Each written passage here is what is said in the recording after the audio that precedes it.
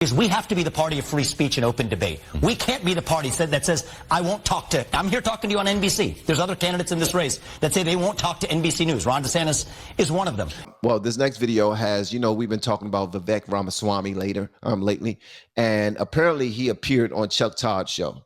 Chuck Todd is from MSNBC. He's one of the big wigs on MSNBC. I believe it's MSNBC or CNN. He's one of the people that have been doing it for a long time. Obviously, he's left-leaning, and he's taken on Vivek Ramaswamy. I want to see this just to see how, because when we watched the Tucker Carlson interview with Vivek, Tucker Carlson, he asked him some good questions, but Tucker didn't challenge him. Tucker didn't really put his feet to the fire. Now, he did ask him questions about certain topics that other politicians usually won't get their feet wet with them. Usually they'll duck and dodge those questions. Vivek, he decided to answer them wholeheartedly, 1,000%, honestly, and he didn't care about the blowback that came with it. He just said, yo, my whole campaign is about truth. So if he asks me a question, I'm going to give you exactly what you want. Well, right now he's on Chuck Todd, and already know Chuck is going to put his back against the wall. And I'm looking forward to it. That's the type of conversation I want to see. All right. Welcome back. As America debates how old is too old to be president, the youngest candidate that's announced in the 2024 field is currently introducing himself to voters. Vivek Ramaswamy is a 37-year-old multimillionaire who graduated from Harvard College and Yale Law School. He made his fortune at a hedge fund and in biotech. And he ran an asset management company which calls itself anti-woke. A first-time candidate for political office, he says he has plans to start an anti-woke cultural movement. We're in the middle of a national identity crisis. That leaves a vacuum in its wake. And when you have a vacuum that runs that deep, that is when poison fills the void. Pick your favorite one. Wokeism, transgenderism, climatism, globalism, COVIDism. And Vivek Ramaswamy joins me now. Mr. Ramaswamy, welcome back. And actually, welcome to Sunday Meet the Press. Thank you. Good to see you again, Chuck. Let me start with this overall look. You've got this anti-wokeism. You've written books about this. This is your political identity as you've introduced yourself to folks. I get it in a primary. Why are you convinced this message could actually work if you got the nomination in a general election? I think I'm speaking as a member of my generation here, Chuck, but I think it's true of all Americans. We're all hungry for a cause right now in America. We're hungry for purpose and meaning at a point when the things that used to fill our hunger for purpose, faith, patriotism, family, hard work, these things have disappeared. So I see an opportunity to revive our missing national identity. Oh, it's Vivek. It's Vivek is how Vivek pronounces his name.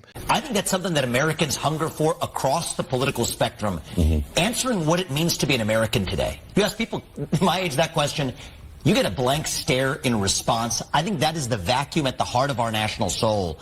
I'm running for president to revive the ideals that actually set the nation into motion. I think it's going to unite the country. You know, it's interesting. Your rhetoric can sound uniting, and your answer just now, but then you say the following things. The trans movement has become a cult. Here you go. Now, this is something that Tucker Carlson did not do, all right?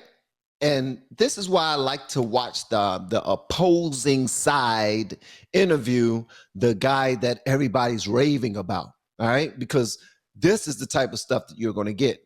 He said the rhetoric, and as soon as you start to hear that, you know that they about to put some smoke in front of you. So let's see what he has to say about this. We need to abandon climate religion in America. I definitely find the idea of systemic racism revolting. I say this, how do you square those statements with unification? These are divisive times. This is a polarizing time. We're pretty evenly divided on these cultural issues. How do you unite the country when you're essentially denigrating the views of half the country? I don't think I'm denigrating the views of half the country. I mean, let's take the touchiest of those subjects right now. Now, I love the fact that he cleared that up right off top. He said, I'm not denigrating anything. I mean, the fact that he asked, the fact that Chuck Todd asked him that in that way, just let him know that's a leading question right there. On the trans issue, I think that when a kid says that I'm born into the wrong body, that my gender doesn't match my biological sex, more often than not, that is a case of a mental health disorder. That doesn't mean you disrespect that person. It means they're crying out for help. I met with 2 young women who regret the decisions they made, going through double mastectomies, one a hysterectomy, chemical intervention, now trying to teach kids across the country that when you're struggling inside, going through adolescence, yes, that involves some struggle. We live in a cultural moment today where adults are affirming that confusion rather than actually treating them compassionately. That's cruelty. You ever talk to parents that have a kid who's going through this? I have, actually. Yeah, and I think it's a parent. My point is, it's a difficult place to be. I acknowledge that. Yeah. Let him answer, brother. What we need to do on both sides here is act with compassion, not really what makes us feel good about ourselves. Yeah. And I think that's my main issue across our response to transgenderism and to climate. It's solving the actual underlying issues rather than what allows you to signal your virtue. What makes it compassionate, though, to pass a law that denies a parent making their own healthcare decision for their kid?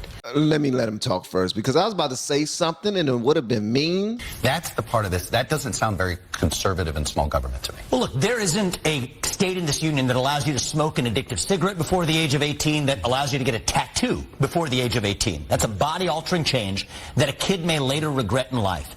So I think it is perfectly reasonable to say that if you're after 18 years old, you're free to decide whatever you want to do. That's what it means to live in a free country. Thank you. So if you're telling if you're a school teacher or something, or anybody, and you tell somebody that I don't think your child should get a tattoo at this age. I get that they're 16 years old, but I don't think they should get it. It's going to be on their body for a long time. We don't know how their body's going to react to the ink or to the pressure of the needles, any of that stuff. Let them wait until after they're 18, and then they can go ahead and decide. That right there does not sound like somebody who just hates the child or just trying to do the parenting for you. No, it's just common sense, man. But below the age of 18, I think it's perfectly legitimate to say that we won't allow genital mutilation or chemical castration through puberty blockers. You're calling it that, transition. But how do you know it's that? Again, how do you know, are you confident that you know that gender is as binary as you're describing it? Are you confident that it isn't a spectrum? I am. You know this as a scientist? Well, there's 2 X chromosomes if you're a woman, an X and a Y. That means you're a man. There's a lot of scientific research out there. There's a lot of scientific research out there that says gender is a spectrum. Chuck, I respectfully disagree. Gender dysphoria for most of our history, all the way through the DSM-5, has been characterized as a mental health disorder, and I don't think it's compassionate to affirm that. I think that's cruelty. When a kid is crying out for help, what they're asking for is, you got to ask the question of what else is going wrong at home? What else is going wrong at school? Let's be compassionate and get to the heart of that, rather than playing this game as though we're actually changing our medical understanding for the last 100 years. I go back to this. If a parent is dealing with a child that has that may have these issues, trust me, the last thing they want to do is consider something like this. But if that is what they think could help their child pursue happiness, or they're not to themselves, and that's the part right there. You see that? He just now said for them not to themselves. That's what they do. They jump way over to that far end of what's the worst case scenario. This is what's going to happen. They're telling us right now that this is what they're going to do. We need to respond that way. What? Are you freaking kidding me? Let me tell you one thing. The difference between, like, when I watch some movies sometimes, and it's wild. I don't know why they write this into movies, but they always have young teenagers or young kids demanding something from their parents. And usually these kids are white. Just going to say that. Usually these kids are white in these movies and TV shows. They're demanding something from their from their parents. And if they don't get it, they say that they're going to run away, that they're going to hurt themselves, and all this other stuff. You never see any type of video or movies or TV shows with black people that are in those roles. They're saying, if you don't let me do this, then I'm going to do this to myself, or I'm going to, because it's like, it's completely dismissed, and it's probably not a good thing, but now that I think about it, it's really just dismissed in the black community. It's like, you threatening to hurt yourself? You don't get the hell out of my daggone face. Are you going to hurt yourself? You ain't got to hurt yourself. I hurt yourself. Come here. Come here. Come here. Come here. Come here. No, come closer. Come closer. That's how it usually is. And Chuck Todd wanted to jump all the way to the far end. Like, if we don't allow them to do this, then their children are going to do something to themselves. When the record shows that even after people have been accepted by their community and their families loved on them, and at the age of 13, 14, 15, their parents allowed them to go through the process of getting things cut off and let them go through the process of taking their medication that will help them grow into the gender that they believe that they now are. They still hurt themselves when they become of age to do so. When they become adults and they're regretting their movements, the things that they did when they knew that they were making these decisions prematurely. Man, I take away that option. Again, why shouldn't it be up to the parents? So part of why parents now suddenly feel that way, let's ask ourselves that, Chuck, is we've created a culture that teaches parents that they're being bigoted or that they're bad people if they don't actually take those steps. So part of what I think is, listen, gender dysphoria, for the rare few people who have suffered it, is a condition of suffering. My question is, why on earth are we going out of our way to create even more of it? And there's no doubt that the cultural movement in this country, even education, is creating more gender dysphoria. If it's a condition of suffering, let's not create more of it. That's what we're doing. Let me ask you about the Disney dust-up Sure. with Ron DeSantis. On one hand, I assume you agree with pushing back at Disney the way Governor DeSantis has rhetorically. But is there a point where you think it is too much to use government to punish business? Here's where Ron DeSantis really lost it here. He's gone on the wrong path. He claimed, and this part actually sounded good to me, Disney should have never had crony capitalist lobbying-related privileges in the first place. Here's the part he doesn't mention. One of those crony capitalist privileges was, and I think the most relevant one, was codified into law by none other than Ron DeSantis in 2021. So Florida passed this political anti-discrimination statute, which I applauded at the time, said if you operate internet companies, this includes streaming services like Disney does, that you can't engage in viewpoint discrimination. Now here's the funny, dirty little secret of that. They wrote into a last-minute exception into that law for anyone who also operates a theme park more than 25 acres in the state of Florida. That's crony capitalism. And so the irony is Ron DeSantis, who's now railing against crony capitalism and rolling that back, was the one who actually passed that into law for the case of Disney. So I think that undermines the credibility of his crusade. Okay, one thing that Vivek is starting to do early, and he don't even need much coaching. He don't need much pushing, much prying or anything in order for him to do this. It just seems like he just wants the smoke from anybody who will give him smoke. And he's not taking his time with discussing the failures of his opponents. Like, he's really calling them out to the carpet. Like Ron DeSantis, he's saying stuff about him already. Like, is Ron DeSantis saying anything about Vivek? I need to check out some Ron DeSantis videos too to see if Ron DeSantis is aware of all the stuff that Vivek is saying. Not that he's throwing smut on his name or anything like that, because most of what he's saying is actually factual. But at the end of the day, it's just registering. I'm starting to put together a file of different times that Vivek, I gotta say that right, Vivek has said something about his opponents and what they're not doing properly and what America shouldn't vote for them for. I prefer to get to root causes rather than doing political stunts. Let me ask you about the idea of cancel culture, because I feel like the criticism that the right was making of the left 2 years ago, that it looks like some on the right are embracing cancel culture. I think Bud Light. I think about the transgender representative in Montana who was basically kicked and not allowed to speak on the floor. Do you think some of this is going too far? So look, I'm an opponent of victimhood culture, cancel culture, you name it. I've written a book about this. I do think that the way the culture war ends is not with a bang, but with a whimper, where both sides get infected by those same norms. You think the right's been infected by this? One of the things I say to conservative audiences across the country is we have to be the party of free speech and open debate. We can't be the party that says, I won't talk to, I'm here talking to you on NBC. There's other candidates in this race that say they won't talk to NBC News. Ron DeSantis is one of them. There you go, throwing, see? Bruh, Vivek, I like you, man, but it sounds a little snitchy when you're just throwing people out there, man. You're just throwing people under the bus. Like, we should be the party of free speech, and we should want to talk to people who we don't agree with. As you see me right now, I'm on MSNBC, but guess who won't come here? Huh? Yes, you guessed it. Ron the Sanctimonious won't come here. Ron Disaster, he won't come here. Well, I go to college campuses where other candidates refuse to go. So I think we've got to practice what we preach. I'm in this race as a millennial, as a young person who's lived the American dream, to actually walk the walk when it comes to free speech and open debate. And yes, I would like to see other Republicans rise to that occasion and do better, starting with the debate stage in our own party. I think what he's doing, reason why he keep on calling Ron DeSantis out on the carpet is because he's preparing himself for that debate. He's getting everyone ready for that debate. Those debates will be what be the decider right there of whether or not he is the guy that the Republican Party will consider voting into office.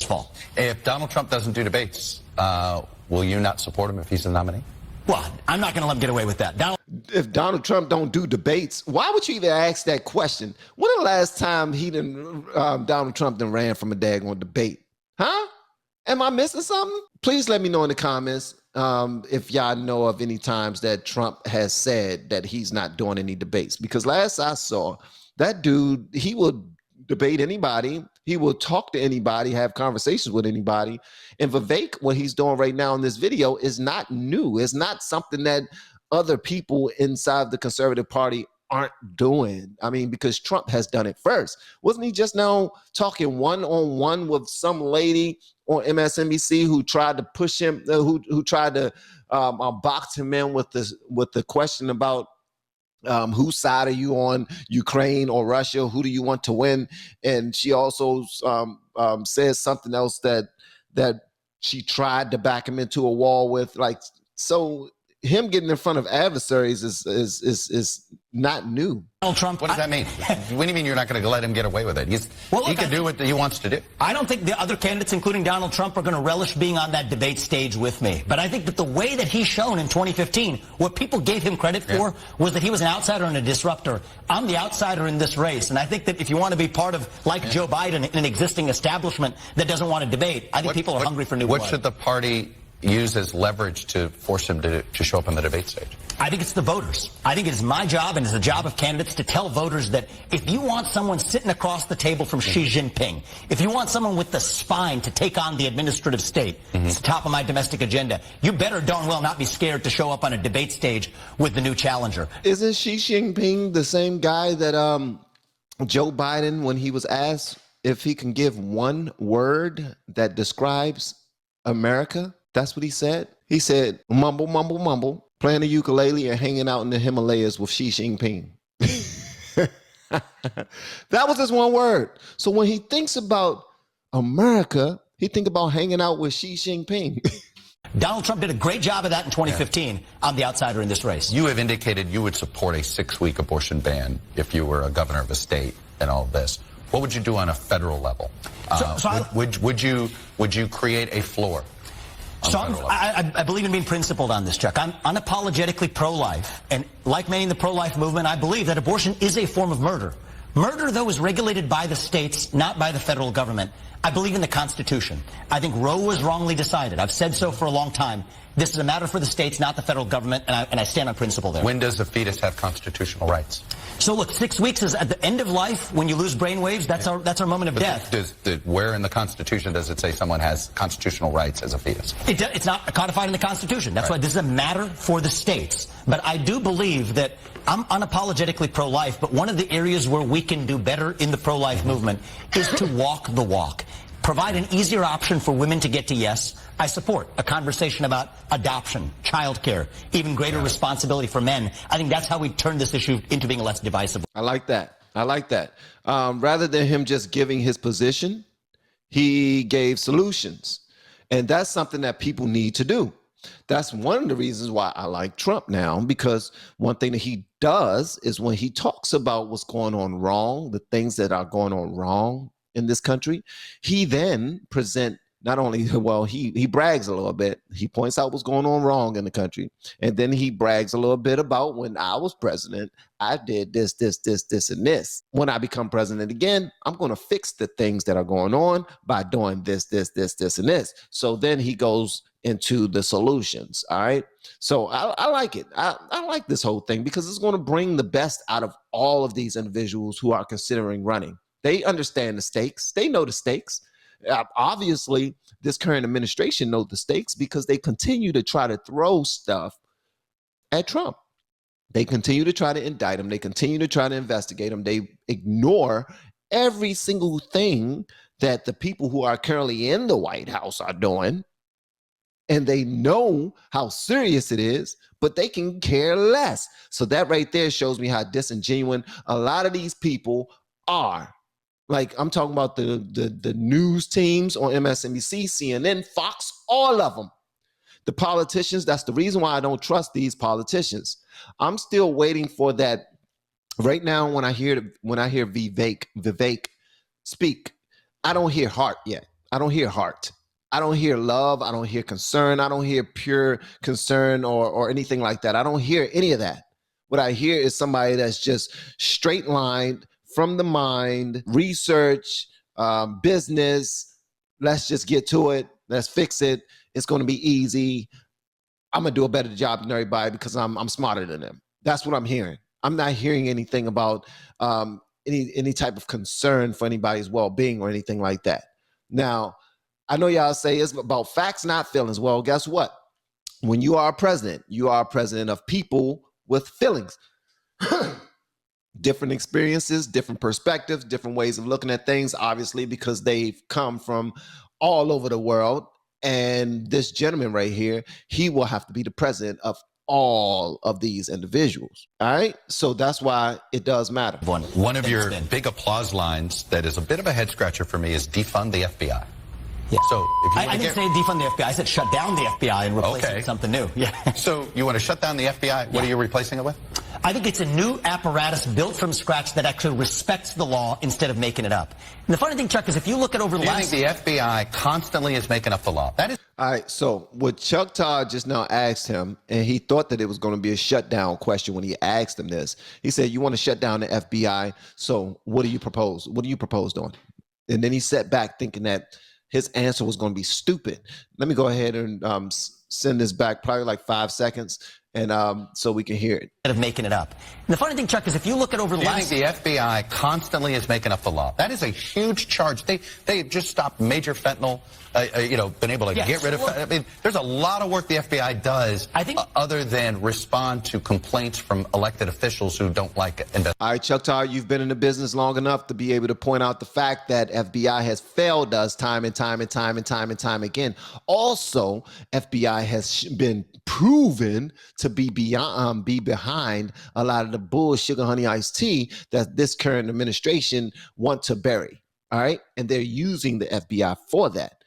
If Chuck Todd can sit here right now and not admit that the FBI has been weaponized time and time again, then he too is being fake. That's why I don't trust a lot of these people. They have certain individuals to please. They got to please them. And then when you look at his bank account, you'll be like, okay, that's why he's doing it. I'm getting like 20 million a year. I'm getting like 25 million a year. When I found out Rachel Maddow was getting like 30, MG, man, my God. But Chuck Todd should know better, man. FBI has been weaponized time and time again to do whatever the current administration asks them to do. Not only this one, there's been other administrations. But let's talk about this one specifically. And the only reason why we need to talk about this one is because the next president will make it better. The next president, well, prayerfully, hopefully. I'm being optimistic here because a lot of people don't see anything being better. A lot of people see the world just dying as it is. Way too much bad has happened. Way too many people ignoring what's going on right in front of our faces. So Chuck Todd, he need to be real about what he's talking about. Investigations. Well, actually, if you look over the course of the last 60 years, J. Edgar Hoover, what he did to Martin Luther King, that was an affront. It's still the J. Edgar Hoover FBI that people walk into down the street here in Washington, D.C. And I personally personally believe, as somebody who's running to actually run the executive branch of the government, when you have a bureaucracy whose culture becomes so ossified, every once in a while you need to turn it over. And I think that, yes, we need federal law enforcement, but that institution has, in a bipartisan way, become so, I think, ossified in its own norms, in its own corruption, that we need to rebuild it from scratch and have something. So you're going to replace the FBI with a new FBI? Well, with a new institution built from scratch to carry out federal law enforcement, because the existing FBI, the people who work there, have worked there for so long that actually they're going to be getting in their own way. I think that that's actually important. And by the way, I also support. It does sound like. Hey, that's going to clip you up, Vivek. Vivek, I'm just letting you know right now, you need to clean up that argument, because that argument will clip you up. Chuck Todd asked you a good question. You said you're going to get rid of the FBI. You're going to replace the FBI with what? You really need to go back to the drawing board and come up with a more realistic solution that ties into your direction right now, because that was actually a good question. That was a good question. It does sound like you're just replacing the FBI with the FBI. Well, the problem is there's people who have worked there for decades. And so what I say is, if I'm the U.S. president and I can't work for the federal government for more than 8 years, which I think is a good thing, then none of those bureaucrats reporting into me should either. That's the point I'm making. All right. And we already know that that's not going to happen, because these people got lifelong subscriptions to their jobs. They run, a little fake run. They get all of their donors to, do their thing, put the word out there. They got a machine. They got a system that works. Whether they do their jobs or not, they're going to still be voted in office. And if they aren't voted in office, then their friends will, who are going to do the same sugar honey iced tea and make sure that the train moves the way that they want the train to move. But I want to hear what y'all got to say about this in the comments, man. Y'all let me know whatever y'all want me to know. Love y'all. See you on the next video.